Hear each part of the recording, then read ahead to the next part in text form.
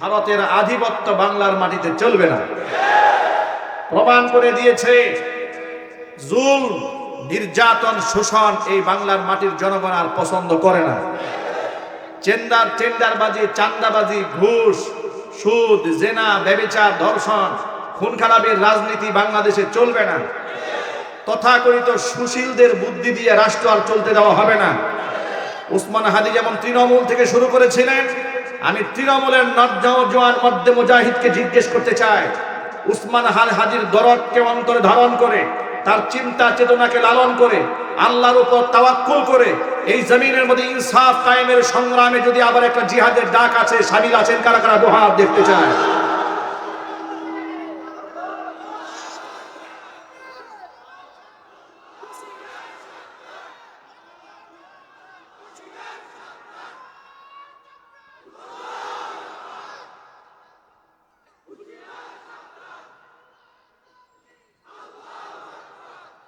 আমাদের তাকবীরের ধ্বনিতেই দাদা বাউদের তখতে তাউস প্রকম্পিত হবে ইনশাআল্লাহ। ঠিক কিনা জুড়ে বলেন? ভারতের ন্যারেটিভকে আমরা পায়ের নিচে পদদলিত করে ভারতের সাম্রাজ্যবাদকে বাংলার জমিনে আমরা দাফন করে ছাড়বো ইনশাআল্লাহ। এই জন্য আজকে অনেক না বলা কথা আছে, এগুলো বলা হবে ইনশাআল্লাহ। আপনারা কি প্রস্তুতি আছেন তো ফুল এনার্জি নিয়ে, নাকি দুর্বল হয়ে গেছেন? একটু সোজা হয়ে দাঁড়াতে হবে। লিল্লাহি তাকবীর। সোজা হয়ে দাঁড়িয়ে যান, দাঁড়ান সোজা হয়ে। এই ফাঁকে দাঁড়ানো ভাইরা যারা ডান পাশের সব ভিতরে ঢুকেন, আগে কেউ বসবেন না। পিছনে যারা আছেন সামনে ফাঁকা আছে, একটু আগে আসেন, সামনে আগান, সামনে এগিয়ে আসুন, সামনে এগিয়ে আসুন, আগে কেউ বসবেন না। এই ভাইরা বল ঢুকেন, ভিতরে ঢুকেন। আপনাদের এই যে আপনারা যারা ডান পাশে, আপনাদের জন্য এই পলিসি করছে, ঢোকেন ভিতরে। আপনারা বলবেন হুজুর আশা করে আসছিলাম, বসার সুযোগ পাই নাই। যান, ঢুকেন। দেখেছেন কত মানুষ দাঁড়িয়ে আছে, ঢোকার সুযোগ পাচ্ছে না। তারাও তো আমাদের ভাই, জিহাদের ময়দানে তাদেরও আমাদের লাগবে। কি বলেন? আমরা কাউকে শত্রু ভাবি না, সকলকে বন্ধু ভাবি ইনশাআল্লাহ। বলেন হ্যাঁ, দিন বিজয়ের ক্ষেত্রে সকলকে কাজে লাগবে। ঢুকেন ভিতরে। মাশাআল্লাহ, ঢুকেন ঢুকেন ঢুকেন। যান, জায়গা আছে, মাশাআল্লাহ অনেক জায়গা আছে। জায়গার কোনো শেষ নেই, আল্লাহর প্রশস্ত জমিনে জায়গার কোনো অভাব নাই।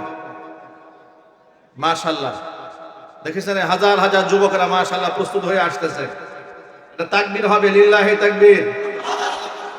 পুতাই গেলে হবে না বুটবাজারবাসী, কি পুতাই গেলে চলবে? হাসিনার আমলেই তো আপনারা পুতান নাই।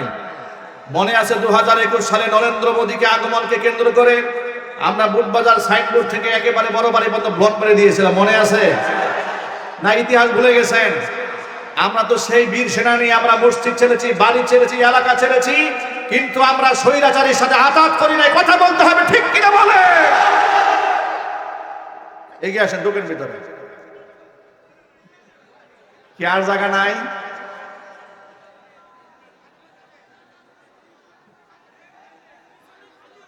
পেছনে খালি আছে, পেছনে। আর পেছনে লাইন দিয়ে দেন ভাই। এই যে ভাই ওকে দেখেন কত লোক দাঁড়িয়ে আছে, কষ্ট পাচ্ছে, সবাই কষ্ট পাচ্ছে। ভাই ঢোকেন ভিতরে। আমরা অনেক লম্বা কথা বলে আপনাদেরকে কষ্ট দেব না। আপনারা বয়ান শুনেন একদিন, আমরা বয়ান করে দৈনিক 2-3টা প্রোগ্রাম। তা আমাদের তো এনার্জি আরো কম থাকার কথা। আল্লাহর রহমতে আপনাদের দোয়ায় আমাদের ফুল চার্জ আছে। মাশাআল্লাহ বলেন, দোয়া করবেন তো ইনশাআল্লাহ? হ্যাঁ, ভিতরে যান ভাই, যান যান।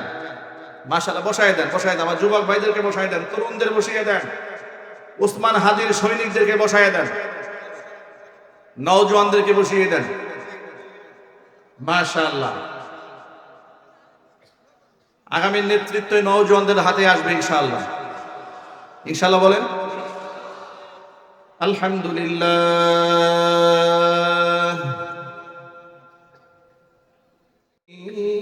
ওয়া নাতাওয়াক্কালু আলাইহি ওয়া নাউযু বিল্লাহ ونعوذ بالله من شرور أنفسنا ومن سيئات أعمالنا من يهده الله فلا مضل له ومن يضلله فلا هادي له ونشهد أن لا إله إلا الله وحده لا شريك له ونشهد أن سيدنا ونبينا وحبيبنا وشفيعنا ومولانا محمدا عبده ورسوله الذي أرسله بالحق بشيرا ونذيرا وداعيا إلى الله بإذنه وسراجا منيرا أما بعد فأعوذ بالله من الشيطان الرجيم بسم الله الرحمن الرحيم إن الله وملائكته يصلون على النبي يا أيها الذين آمنوا صلوا عليه وسلموا تسليما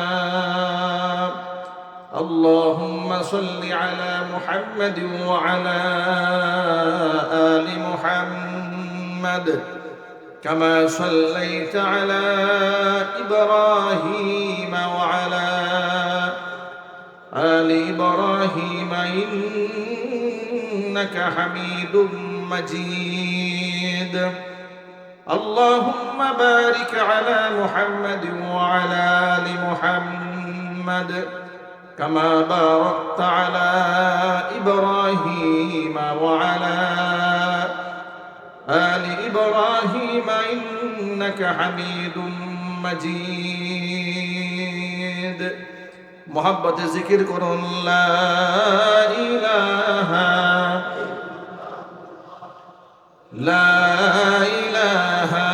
إلا الله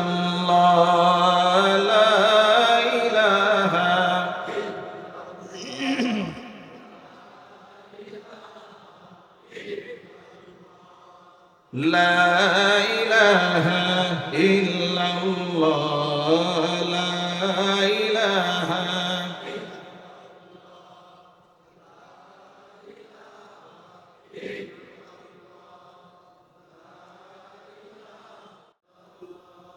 لا إله إلا الله لا إله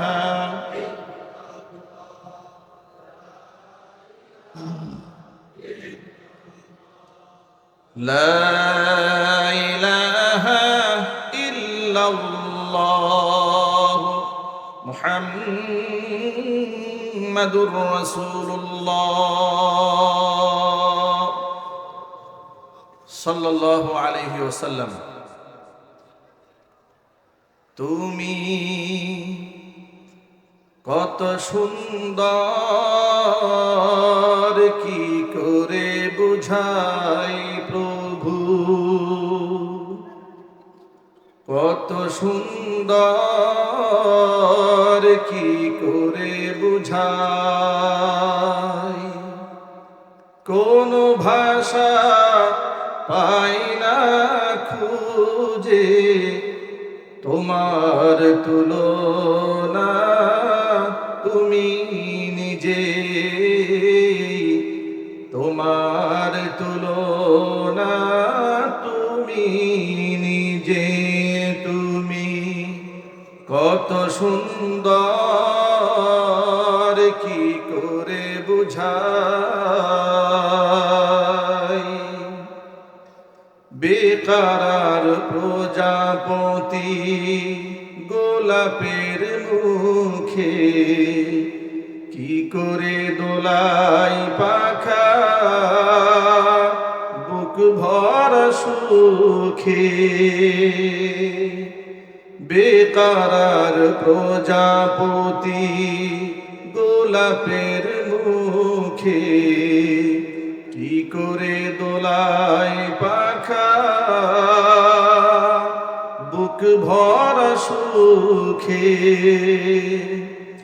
কোন সুখে এত সুখী বুঝে আসে না যে, কোন সুখে এত সুখী বুঝে আসে না যে, তোমার তুলনা তুমি নিজে,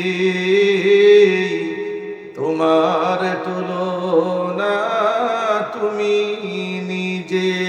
প্রভু কত সুন্দর কি করে বুঝাই, কোন ভাষা পাই না খুঁজে, তোমার তুলনা তুমি নিজে,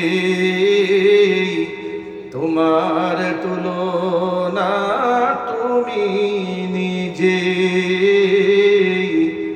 তোমার তুলনা তুমি নিজে।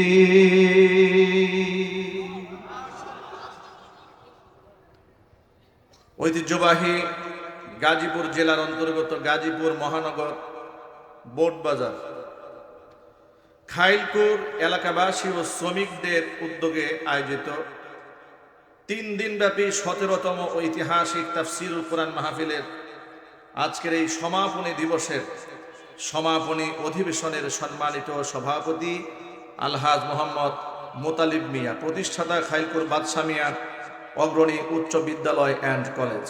মোহতারম সভাপতির নেক হায়াত আল্লাহ তাআলা দারাজ করুন, তাকে মহান আল্লাহ তাআলা সুস্থতার নিয়ামত দান করুন। আমন্ত্রিত হাজারাত ওলামায়ে কেরাম, মুরব্বিয়ান এজম, অত্র এলাকা এবং পার্শ্ববর্তী এলাকার বিভিন্ন প্রান্ত থেকে ছুটে আসা দিন দরদি ইমানদার পরহেজগার মুত্তাকি মুসলিম ভাইয়েরা, পর্দার অন্তরালে অবস্থানরত আমাদের সকলের শ্রদ্ধাভাজন পর্দানিশীন মা এবং বোনেরা, মহান আল্লাহ রাব্বুল আলামিনের দরবারে আলিশানে লাখ কোটি শুকরিয়া আদায় করছি যে মহান আল্লাহ রাব্বুল আলামিন আমাদেরকে বিজয়ের মাসে একটি ঐতিহাসিক দিবসে আজকে বাদশা মিয়া খাইলপুরের শ্রমিকদের উদ্যোগে আয়োজিত, এলাকাবাসীর উদ্যোগে আয়োজিত মাহফিলের সমাপনী দিবসে একত্রিত করেছেন। আজকে হচ্ছে ডিসেম্বর মাসের 20 তারিখ। বিজয়ের এই মাসে আমরা বাংলাদেশের একটি রত্নগর্বা সন্তানকে হারিয়েছি, আমরা শ্রেষ্ঠতম একজন সন্তানকে আমরা হারিয়েছি। জাতির এই তরুণ প্রজন্মের আইডল এবং আইকন, মাজলুম জনগণের কণ্ঠস্বর, স্বাধীনতা সার্বভৌমত্বের অদন্দ্র প্রহরী, জুলম নির্যাতনের বিরুদ্ধে বজ্র কণ্ঠস্বর আমরা উসমান হাদিকে হারিয়েছি। তাকে শহীদ করা হয়েছে, মহান আল্লাহ পাক তাকে শাহাদাতের সর্বোচ্চ মাকাম দান করেন। তার শোক সন্তপ্ত পরিবারকে সবরে জামিল আল্লাহ পাক দান করেন। তার আদর্শ, তার তেজোদ্দীপ্ত কণ্ঠকে পুঁজি বানিয়ে বাংলার জনগণ, এই দেশের তরুণ প্রজন্ম যেন আগামীর বাংলাদেশ সুদমুক্ত, ঘুষমুক্ত, দুর্নীতিমুক্ত করতে পারে, সেই তৌফিক আল্লাহ পাক দান করেন। আমাদের পারিপার্শ্বিক হাজারো প্রতিবন্ধকতা থাকা সত্ত্বেও মহান আল্লাহ তাআলা কোরআনের ময়দানে এত সুন্দর করে মোহাব্বত করে জমে জমে বসার সুযোগ আল্লাহ পাক তৈরি করে দিয়েছেন। আপনারা খুশি না বেজার? কম না বেশি? উচ্ছ্বসিত কণ্ঠে খুশি মনে মন প্রাণ উজাড় করে মহান রবের শেখানো ভাষায় শুকরিয়া জ্ঞাপন করছি। জবান ছেড়ে দিয়ে সকলে একযোগে বলছি আলহামদুলিল্লাহ। রব্বানা লাকাল হামদ হামদান কাসীরা তাইয়িবান মুবারাকান ফীহি ইয়া রাব্বি লাকাল হামদু কামা ইয়ানবাগি লিজালালি ওয়াজহিকা ওয়া আযীমি সুলতানিকা। মহান আল্লাহ তাআলা আজকের মাহফিলকে কবুল করুন। খাইলপুর এলাকাবাসীকে আল্লাহ মাফ করে দেন। শ্রমিকদেরকে আল্লাহ তাআলা দ্বীনের জন্য কবুল করুন। অত্র এলাকার সমস্ত মুর্দিগানের কবরে আযাব আল্লাহ তাআলা কিয়ামত পর্যন্ত বন্ধ করে দিন। পর্দার অন্তরাল থেকে আমাদের মা বোনরা বয়ান শুনতে পাচ্ছেন, আমার মা বোনদেরকে আল্লাহ তাআলা আবেদা, জাহেদা, সালেহা, কানেতা, আমিনা হিসেবে কবুল করুন, মঞ্জুর করুন। আমার শ্রমিক ভাইদেরকে আসমান জমিনের সমস্ত বালা মুসিবত থেকে আল্লাহ তাআলা হেফাজত করুন। স্টেজে অসংখ্য উলামারা আছেন, মহান আল্লাহ পাক উলামাদের পরিচালিত প্রতিষ্ঠিত মসজিদ মাদ্রাসাগুলোকে কবুল করুন। তাদের খিদমাতের ওয়াসাতকে আল্লাহ পাক যেন প্রশস্ত করে দেন। মুরব্বীদেরকে আল্লাহ নেক হায়াত দারাজ করেন। যুবকদেরকে আল্লাহ রাব্বুল আলামিন ঈমান দীপ্ত কণ্ঠ এবং ভূমিকা রাখার তৌফিক দান করুন। কাল হাসরের কঠিন ময়দানে মহান আল্লাহ তাআলা আজকের এই আয়োজন আমাদের সকলের নাজাতের জরিয়া হিসেবে কবুল করুন। বন্ধুগণ, শ্রমিকরা এলাকাবাসীর লোকেরা মিলে কত সুন্দর আয়োজন করেছেন। গোটা পৃথিবীতে একমাত্র মুসলমানদের এই সৌভাগ্য হয়েছে যে মুসলমানরা আল্লাহর পক্ষ থেকে নাজিলকৃত কিতাব দিয়ে দিক নির্দেশনা গ্রহণ করেন। উলামারা তাদেরকে আল্লাহর পথ দেখান, উলামারা তাদেরকে জান্নাত দেখান, জাহান্নামের পথ থেকে সতর্ক করেন। উলামারা হেদায়েতের পথে মানুষদেরকে ডাকেন। আল্লাহর পক্ষ থেকে আমাদের হেদায়েতের জন্য এত সুন্দর রাহনুমাই, দিক নির্দেশনা দেওয়ার জন্য যে পথ নির্দেশিকা আল্লাহ পাক দিয়ে দিয়েছেন। আমাদের সৌভাগ্য কত বেশি দেখুন তো, প্রত্যেকটা জুমায় আমাদের খতিব সাহেবগণ আমাদেরকে সামাজিক দিক নির্দেশনা দান করেন। আমরা যেন কুফরি থেকে বাঁচতে পারি, শিরক থেকে বাঁচতে পারি, বেদাত থেকে বাঁচতে পারি, কুসংস্কার থেকে বাঁচতে পারি, খোরাফাত থেকে বাঁচতে পারি। এই সমাজ ব্যবস্থা যেন ইসলামের সংস্কৃতির দ্বারা আলোকিত হয়। ঠিক নেবে ঠিক, মানুষ যেন ভুল পথে পরিচালিত না হন। এই জন্য খতিব সাহেব প্রত্যেক জুমায় আলোচনা করেন। প্রত্যেক বছর বিশাল বিশাল তাফসীরের প্যান্ডেল করে লক্ষ লক্ষ মানুষ কোরআনের কথা শুনেন। এমন পরম সৌভাগ্য আল্লাহ পাক আমাদেরকে দান করেছেন যে আমরা সঠিক পথে থাকতে পারি। আল্লাহ পাক যেন এই কোরআনের মহব্বত অন্তরে চিরতরে ঢুকাতে পারে, সেই তৌফিক আমাদেরকে দান করেন। নবী করিম সাল্লাল্লাহু আলাইহি ওয়াসাল্লাম কোরআনের হেদায়েত ধনী গরিব আমির ফকির সকলের দরবারে পেশ করেছেন, কাউকে তিনি অবহেলা করেননি। কিন্তু দুঃখজনক বাস্তবতা, ইসলামের দাওয়াত সর্বপ্রথম ধনীদের আগে গরিবরাই বেশি গ্রহণ করেছে। গরিবরা এত বেশি দাওয়াত গ্রহণ করেছেন, একটুখানি হিস্ট্রি তালাশ করেন। ইসলামের প্রাথমিক যুগে যারা দাওয়াত গ্রহণ করেছেন, হযরত বেলাল রাদিয়াল্লাহু তাআলা আনহু দাস ছিলেন, আম্মার রাদিয়াল্লাহু তাআলা আনহু নিতান্ত গরিব মানুষ ছিলেন, খাব্বাব রাদিয়াল্লাহু তাআলা আনহু গরিব মানুষ ছিলেন, সালমান ফারসি রাদিয়াল্লাহু তাআলা আনহু গরিব মানুষ ছিলেন। এই সমস্ত দরিদ্র মানুষগুলো ইসলামটাকে আগে ধারণ করেছেন। গরিবরা ইসলামটাকে বক্ষের সাথে বেশি ধারণ করেছেন। এই জন্য আল্লাহ নবীর সখ্যতা বেশিরভাগ সময় দরিদ্র মানুষের সাথে হতো। যদিও ইসলাম শুধুমাত্র দরিদ্রদের জন্য আসে নাই, ইসলাম গোটা মানবতার জন্য এসেছে। কুফফারে কুরাইশের লোকদেরা ধনাঢ্যবান ব্যক্তিবর্গ যারা ছিল, তাদের মধ্যে একজনের নাম হচ্ছে উয়াইনা ইবনে হিসিন। নবী করিম সাল্লাল্লাহু আলাইহি ওয়াসাল্লামকে ডেকে বলে, ও মুহাম্মদ, তুমি যে দ্বীনের তালিম দাও, তরবিয়ত করো তোমার সাহাবীদেরকে, এই দ্বীনের কথা আমরাও শুনি, এটা কি তুমি চাও না? নবীজি বললেন, অবশ্যই আমি চাই। আমি তো সবার কাছে ইসলামের দাওয়াত দিতে চাই। কখনো ইনফিরাদি বলি, ইন্ডিভিজুয়াল বলি, কখনো জামাত একত্রিকভাবে বলি, আবার আনুষ্ঠানিকভাবেও বলি, সবভাবে বলি। অবশ্য আমি চাই আমার দাওয়াতের মিশন সবার কান পর্যন্ত পৌঁছে যায়। উয়াইনা ইবনে হিসিন বলে, মুহাম্মদ, তো আমাদের দাস দাসী যারা আছে ইসলাম ধর্ম গ্রহণ করে, যারা পশমি জামা গায়ে দেয়, মোটা জামা পরে, গা থেকে দুর্গন্ধ আসে, এদের পাশে বসে তোমার কোরআনের কথা শুনবো, এটা তো আমাদের সাথে যায় না, আমাদের প্রেস্টিজ ইস্যু হয়ে দাঁড়ায়। তুমি এক কাজ করো, আমরা যারা সমাজের মধ্যে এলিট পিপল যারা আছি, ধনাঢ্য ব্যক্তিবর্গ, সমাজের মধ্যে সম্ভ্রান্ত ব্যক্তি যারা আছে, তুমি আমাদেরকে আলাদা করে একটা সময় দাও, যে মজলিসে কোনো গরিব মানুষ থাকবে না। নাউজুবিল্লাহ পড়েন। নবী করিম সাল্লাল্লাহু আলাইহি ওয়াসাল্লামের কাছে প্রস্তাব দেওয়া হলো উয়াইনা ইবনে হিসিনের পক্ষ থেকে যে কোনো গরিব মানুষ আমাদের মজলিসে এলাও হবে না। আমরা হচ্ছে সমাজের এলিট, একেবারে সম্ভ্রান্ত। এই যে আপনি দেখেন না বাংলাদেশে, গোটা বাংলাদেশের মানুষের চিন্তা চেতনা মন মস্তিষ্ক একরকম, আর আমাদের বাংলাদেশের তথাকথিত সুশীলদের মন মস্তিষ্ক আরেক রকম। কথা বলেন, আমাদের দেশের তথাকথিত সুশীলদের চিত্রটা দেখেন। সুশীলদের চিত্র হলো শাপলা চত্বরে হাজার হাজার মানুষকে লাইন বন্ধ করে হত্যা করা হলো। এটা নিয়ে কোনো জল্পনা নাই, কল্পনা নাই, ব্যথা নাই, আন্দোলন নাই, মানববন্ধন নাই, দুঃখ প্রকাশ নাই। কিন্তু পরের দিন বাইতুল মুকাররমের সামনে কিংবা বিজয়নগরের মোড়ে গাছ কেটে ফেলা হয়েছে, গাছের দুঃখে কলিজা ফেটে কান্না করা শুরু করল। অবস্থাটা দেখেছেন তো? মানে এদের দুঃখটা কোন জায়গায়? মানুষ মরে যাক, মরে যাক, গাছ কেন কাটা হলো? গাছের জন্য প্রচন্ড মায়া। উসমান হাদিকে গুলি করা হয়েছে, কোনো আওয়াজ নাই, মানববন্ধন নাই। প্রথম আলোর বিল্ডিং এ আগুন কেন দেওয়া হয়েছে? সুশীলদের মাথা নষ্ট হয়ে গেল। কথা ঠিক না বেঠিক জোরে বলেন? আবার বলে উসমান হাদি হত্যাকাণ্ডের সাথে প্রথম আলোর কি সম্পর্ক আছে? ডেইলি স্টারের কি সম্পর্ক রয়েছে? ডেইলি স্টারের সাথে সম্পর্ক শুধুমাত্র উসমান হাদিকে খুন করা নয়। উসমান হাদি থেকে শুরু করে, শাপলা থেকে শুরু করে বিগত 16 বছর স্বৈরাচারে যত মানুষ খুন করেছে, এর মেজরিটি খুনের দায়ভার এই প্রথম আলো ডেইলি স্টারে রয়েছে। কেন? ওরা বয়ান তৈরি করেছে, ওরা জঙ্গিবাদের নাটক সাজিয়েছে, নাটক বিশ্ব মিডিয়াতে প্রচার ওরাই করেছে। ওরাই বলেছে, আমি আপনাদেরকে রেকর্ড দেখাতে পারবো, আমার কাছে সব ডকুমেন্টস আছে।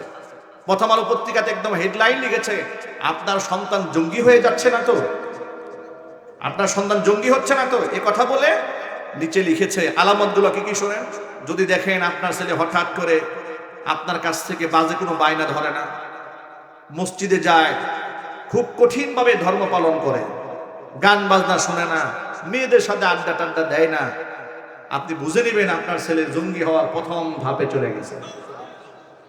এইরকম বয়ান যে পত্রিকা তৈরি করেছে, সেই পত্রিকার পক্ষে কোনো মুসলমান মায়া কান্না করতে পারে, এটা তো আমার মাথায় ধরে না। দেখলাম কিছু সুশীল নামক কুশীল বলা শুরু করেছে যে ভিন্ন মতের প্রতি শ্রদ্ধা থাকা উচিত। এনসিপির কিছু লোকদেরকে দেখলাম, সবে মাত্র 2 দিন হয়েছে রাজনীতি দল শুরু করেছে, এরা দেখলেন প্রথম আলোর জন্য কান্না করে। আমাদের প্রশ্ন হচ্ছে, প্রথম আলোর জন্য কান্না করলে বিগত বছরগুলোতে প্রথম আলো যতগুলো আলেমকে জঙ্গি হিসেবে প্রমাণ করেছে, তার দায়ভার এই তোমাদের গায়ে দিতে হবে। কথা ঠিক নেবে ঠিক?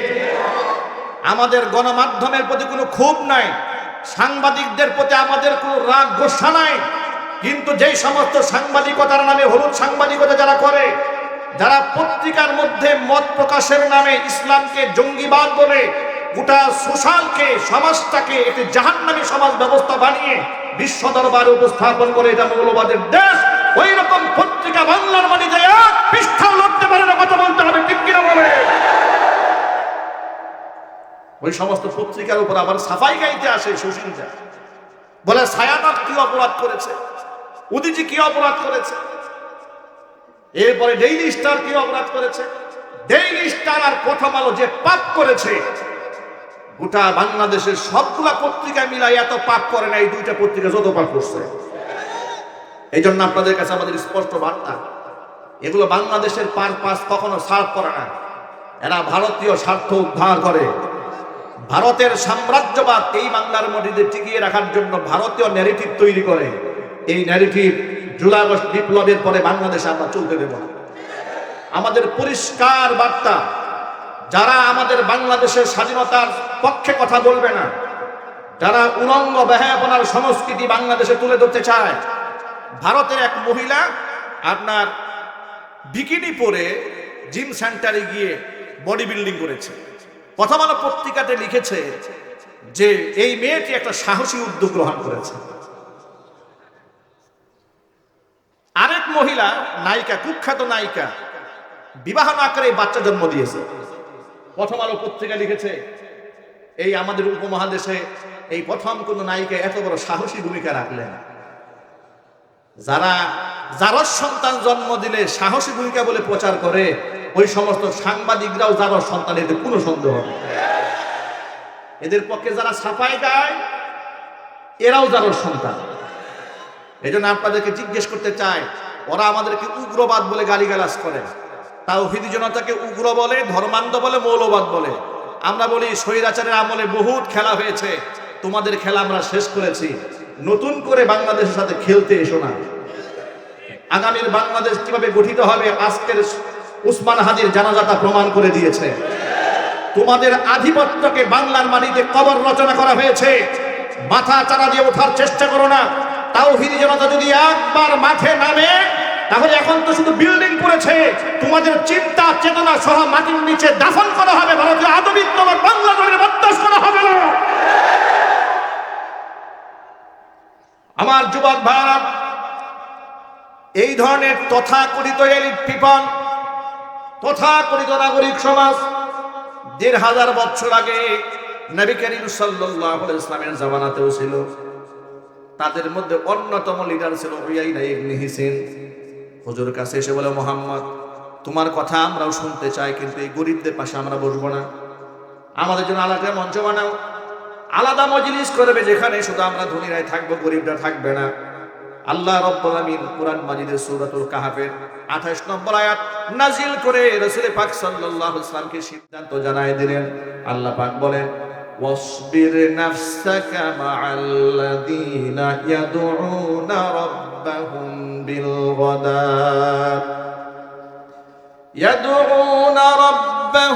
বিল গাদাতি ওয়াল আশিয়্যি ইউরিদুনা ওয়াজহা ولا تعد عيناك عنهم تريد زينة الحياة الدنيا ولا تطع من أغفلنا قلبه عن ذكرنا واتبع هواه وكان أمره فرطا আল্লাহ পাক বলেন, ও আমার হাবিব, আপনি আপনার নিজেকে ওই সমস্ত মানুষদের সাথে ধৈর্যের সাথে আপনি জড়ায় রাখুন, যে সমস্ত মানুষগুলো সকাল সন্ধ্যা তাদের রব আমি আল্লাহকে ডাকে, আমি আল্লাহর সন্তুষ্টি কল্পে। জোরে বলেন সুবহানাল্লাহ। দরিদ্র মানুষ থেকে আপনি মুখ ফিরিয়ে নেবেন না। তুরিদু জিনাতাল হায়াতিদ দুনিয়া, দুনিয়াকে কামনা করে। যদিও আল্লাহর নবী সাল্লাল্লাহু আলাইহি ওয়াসাল্লাম কখনো দুনিয়া কামনা করবেন না। এরপরে আল্লাহ তাআলা সতর্ক করে বলছেন, দুনিয়াদার ব্যক্তির পেছনে আপনি ধনীদের পেছনে আলাদা করে সময় আপনি খবরদার দেবেন না। ওয়ালা তুতি মান আগফালনা কলবাহু আন যিকরিনা ওয়াত্তাবা হাওয়া, যাদেরকে আমি আমার জিকির থেকে যাদের মনগুলাকে উদাসীন গাফেল করে দিয়েছি, ওয়ালা তুতি মান আগফালনা কলবাহু আন যিকরিনা, ওই সমস্ত উদাসীন চিত্ত যারা, তাদের আনুগত্য আপনি করবেন না, ওদের কথা আপনি শুনবেন না। ওয়াকানা আমরুহু ওয়াত্তাবা হাওয়া, এরা নিজেদের মন মতো চলে। ওয়াকানা আমরুহু ফুরুতা, এদের বিষয়টাই হচ্ছে সীমা লঙ্ঘন, এরা যা করে সীমা লঙ্ঘন করে। আপনি এদের কথায় কান দিবেন না। আপনি দরিদ্রদের সাথে ছিলেন, আপনি এদের সাথে নিজেকে বেঁধে রাখেন। চিৎকার দেখুন সুবহানাল্লাহ। প্রিয় শ্রমিক ভাইয়েরা আমার, আপনি হয়তো ভাবেন আমি গার্মেন্টসের শ্রমিক, আমার মূল্য কম, আমার কোথায় দাম নাই, আমার মনে হয় কোনো মর্যাদা নাই। খোদার কসম করে বলি, নবী করিম সাল্লাল্লাহু আলাইহি ওয়াসাল্লাম বলেছেন, আল্লাহ তাআলা আমাকে জান্নাত জাহান্নাম দুটোই দেখিয়েছেন। ইত্তলাতু ফিল জান্নাতি, যখন আমি জান্নাত দেখলাম, ফারাআইতু আকসার আহলিহাল ফুকারা, জান্নাতে তাকিয়ে দেখলাম জান্নাতের অধিকাংশ বাসিন্দা এই পৃথিবীর গরিব মানুষেরা। ওয়াত্তলাতু ফিন্নার, এরপর আমি জাহান্নামের দিকে উকি মারলাম। জাহান্নামে উকি মারার পরে দেখতে পেলাম ফারাআইতু আকসার আহলিহান নিসা, জাহান্নামের অধিকাংশ বাসিন্দা এই পৃথিবীর মহিলারা। জান্নাতি গরিব মানুষের সংখ্যা আমি বেশি দেখেছি। আল্লাহু আকবার বলেন। অন্য হাদিসের মধ্যে এসেছে নবী করিম সাল্লাল্লাহু আলাইহি ওয়াসাল্লাম বলেছে, নেককার গরিব মানুষগুলো, নেককার আমলদার ধনী মানুষ যারা, তাদের কমপক্ষে 500 বছর আগে আল্লাহর জান্নাতে চলে যাবে। আর যদি বলেন সুবহানাল্লাহ। এই কথা শোনার পরে কি মনে কোনো দুঃখ আছে? আরো যেটা বলেন, শুধু গরিব হলে চলবে না, গরিবকে নামাজি হতে হবে, পরহেজগার হতে হবে, গরিবকে দিনদার হতে হবে, ইমানদার হতে হবে, তাকওয়াবান হতে হবে। যদি দরিদ্র হওয়ার পরে আপনি নামাজও না পড়েন, রোজাও না রাখেন, রিকশা চালান, আল্লাহকে না ডাকেন, তাহলে খাসিরাত দুনিয়া ওয়াল আখিরাত, দুনিয়াও শেষ আখিরাতও শেষ। ঠিক কিনা বলেন? অন্ততপক্ষে নামাজের ওয়াক্ত হয়ে গেল, নামাজ পড়ে নেবেন। শ্রমিক ভাইদেরকে বলি, নামাজের ওয়াক্ত হয়ে গেছে, নামাজ পড়েন, স্ত্রীকে পর্দায় রাখেন। আমি কিছুদিন আগে উত্তরবঙ্গে মাহফিল করতে যাচ্ছিলাম ট্রেনে। সেখানে লম্বা সফর, যেহেতু ট্রেনে যাচ্ছিলাম, একেবারে গ্লাসের কাছে বসেছি, তাকিয়ে দেখি আমাদের ট্রেন যখন সিরাজগঞ্জ পার হচ্ছে, যমুনা পার হয়েছে, সিরাজগঞ্জ পার হয়ে যাওয়ার পথে দেখি, জানালায় তাকায় দেখি একজন কৃষক সারাদিন ক্ষেত খামারে কাজ করেছে, পুরো শূন্য মরুভূমির মতো এলাকা, একা একা ক্ষেতের আইলের মাঝখানে নিজের কোমরে যে গামছা ছিল ওটা বিছায়া নামাজ পড়তেছে, আসরের নামাজ। দৃশ্যটা দেখার পর আল্লাহর কসম, আমার সাথী যারা ছিল অনেকে এখানে আছে, আমি বললাম এটা ক্যামেরায় বন্ধ করেন দৃশ্যটা। চিন্তা করে দেখুন, একজন কৃষক সারাদিন কাজ করেছে, মসজিদ হয়তো অনেক দূরে যাওয়ার সময় নাই, আসরের সময় হয়েছে, সূর্য ধরে যাচ্ছে, নামাজে দাঁড়ায় গেছে।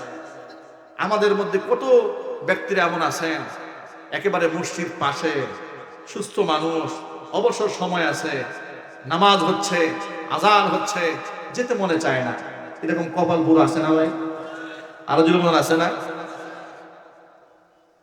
প্রিয় ভাইদেরকে বলি, প্রিয় ভাইয়েরা আমার, দরিদ্র হওয়ার পরে ঈমান, আমল, তাকওয়া, পরহেজগারিতা যদি মজবুত থাকে, ভয় নাই, আপনি ক্ষতিগ্রস্ত হন নাই, দরিদ্র হয়ে আপনার কপাল পড়ে যায় নাই। অনেকে বলে হুজুর চাকরি নেই, চাকরি টিকে না, ব্যবসা করি, ব্যবসা টিকে না। কত জায়গায় গেলাম, সব জায়গায় শুধু লস আর লস। আল্লাহ কি আমার পছন্দ করে না? নিঃসন্দেহে মহান রব আপনাকে ভালোবাসেন।